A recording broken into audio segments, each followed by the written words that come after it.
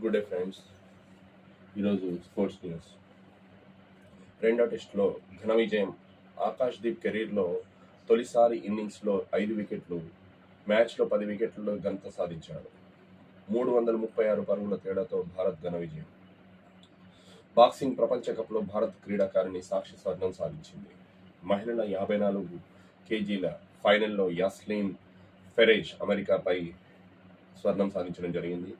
అదేవిధంగా మనకు 48 కేజీల ఫైనల్లో మీనాక్షి, అదేవిధంగా జుగున్ను పూజారాణి రజతాలతో సరిపెట్టుకున్నారు.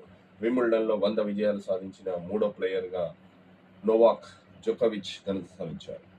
క్వార్టర్లోకి సబలెంకా, పవ్లిచెంకోవా. ప్రపంచ అథ్లెటిక్స్కి భారత్ బిడ్ వేయడం జరుగుతుంది. 2029, 2031 వరల్డ్ అథ్లెటిక్స్కి ఆతిథ్యం ఇచ్చేందుకు వాటి హక్కుల గురించి బిడ్ దాఖలు చేయండి. పాలిగ్రాస్ హాకీ అవార్డుకు దీపిక. సెమీస్లో శ్రీకాంత్ ఓటమి. కెనడా ఓపెన్ సూపర్ 300 లీగ్లో లిషా పెంగ్ చైనాపై ఓటమి సాధించారు. భారత్కు మిశ్రమ ఫలితాలు.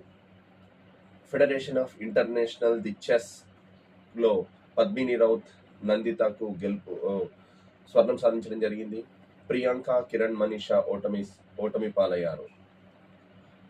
ఆసియా పారా ఆర్చరీ ఛాంపియన్షిప్కి హర్వీందర్ సింగ్కు 2 స్వర్ణాలు సాధించడం జరిగింది.